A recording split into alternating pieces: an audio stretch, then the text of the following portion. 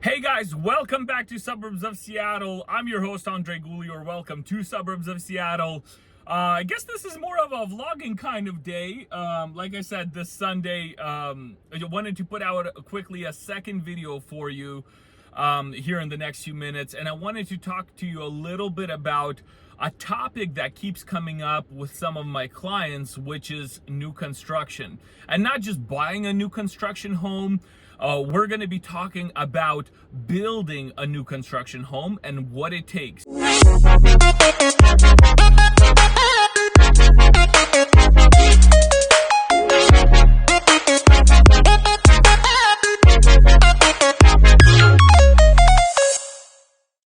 I happen, for those of you who have followed the channel for a little while, I happen to be building a home currently right now, a new construction home on my own land that I bought.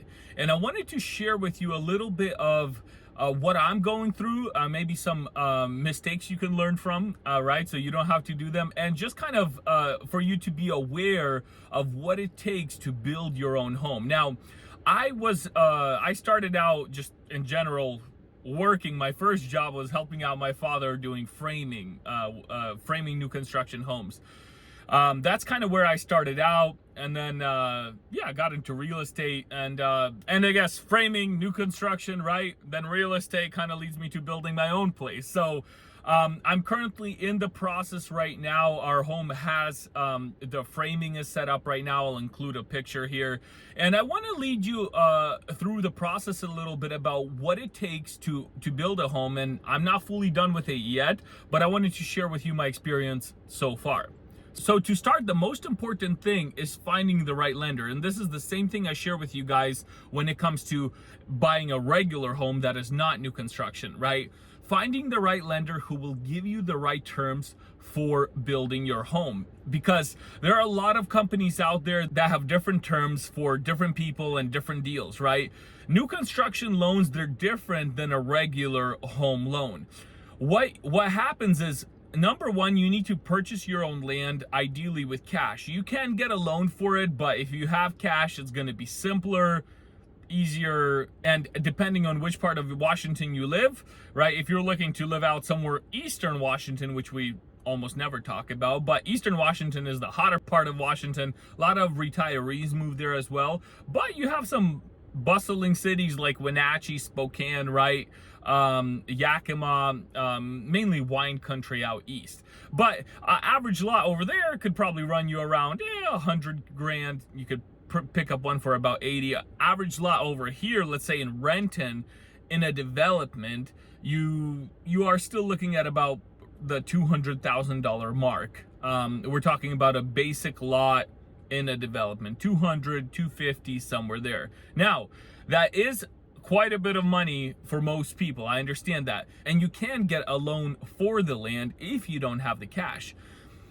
So whichever way you go, I can connect you with the right lender, whether you want to get a loan for the land. Land loans typically are only 5-year loans. They're not 30-year loans like they have on mortgages, right? So you have a 5-year loan, and the goal here, if you get a land loan, is build your house within the next few years and refinance everything under one payment.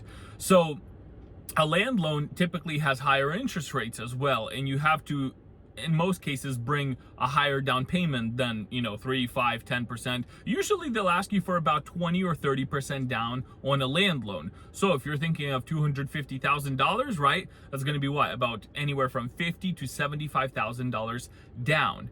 Now, once you get the right lender, right, once you find the right lot, and when it comes to the right lot, if you want to keep it easy and simple and keep your life stress-free, buy a lot in a development, right? In a development where the water is already brought up to your lot, you have the sewer connected, you have electricity, right?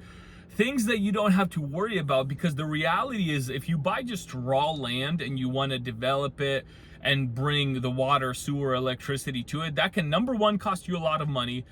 Number two, it's a headache, and it's not something that you want to go through. My lot is in a development, and it has all the hookups right in front.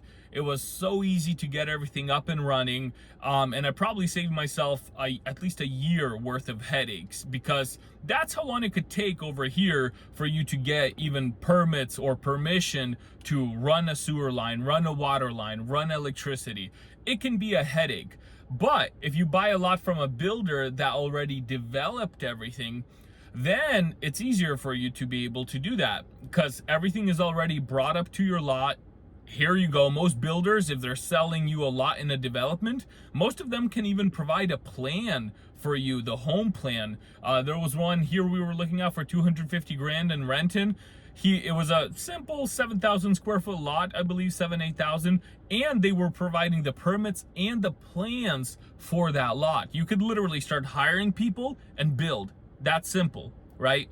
So unless if you are looking for something on acreage or whatnot, or something that's undeveloped that you can develop it yourself, that's a different story. I can't share you my experience on that, because like I said, for me, I chose the simpler route, buying a lot in a development. So if you want to keep it simple for your first home, do that instead of trying to develop your own land. So after you find the right lender, after you get the right lot in a development, which is what we're talking about, then it comes to building. Now, the way that it works is you hire contractors, right? Every time a job gets finished, like excavation and foundation, then you put in a request to the escrow company who's holding the lender's funds, and the escrow company releases that money to you to pay those contractors, right? So you pay those contractors in stages. So excavation gets done, you pay them. You have your foundation done, you pay them. You get your framing done, you pay them. Then you get your plumbing, electrical, right? You pay those guys, and so on and so forth until the very last contractor is done. And then when the last contractor finishes, then you can refinance the construction loan into a regular home loan. Now, the loan that I have, I'm not even refinancing. They're doing a modification for me. So what's happening is our date that we're supposed to finish should be sometime in July, God willing, if everything goes on track, right? So when I finish building the home, I'm going to be keeping it. And instead of me refinancing it and bringing money as a down payment for the home, right? Instead of me bringing 60 grand for a down payment, what they're doing for me is the lender is doing a modification. So I don't have to bring a down payment. I don't have to bring closing costs. They're going to modify my loan to where it's going to be one interest rate for 5 years. And I'm going to be making regular payments like on a regular home. In 5 years, if I want to keep their loan, they just update the interest rate, whatever it's going to be at that time, and I can continue. My plan, though, is to just let it run for a few years and then refinance down the road. That's kind of what I decided to do. That way I don't have to come up with an additional 60 grand just to make this work. So there's a lot of different creative programs, and I'm sorry if this video is just so stacked with info. I just wanted to share that with you guys, because I know if my clients are asking about it, there's plenty of the other people, I'm sure, on the internet trying to figure out what's the best way to build my own house. Because in this crazy market, I mean, you got to get creative. That's why people come up to me and say, hey, you know, do you think building is cheaper right now, right? Do you think I should just buy a resale home, right? What are the benefits? What are the downsides? So I wanted to dive in deeper in this video and kind of share these things with you about what it takes to build a new construction home. Now, I know in 10 minutes, I can't cover everything. And like I said, so far I'm at the stage where I framed everything and we're getting plumbing and electrical. But I wanted to share this with you guys in the meantime, just to give you a little insight on what it takes to build a home in this market. So thank you so much for your time. I hope you have a wonderful day. God bless. Call me at the number below, by the way, if you're looking to buy or sell a home. I am a licensed agent here in the state of Washington, and I would be honored to help you out. Thanks so much.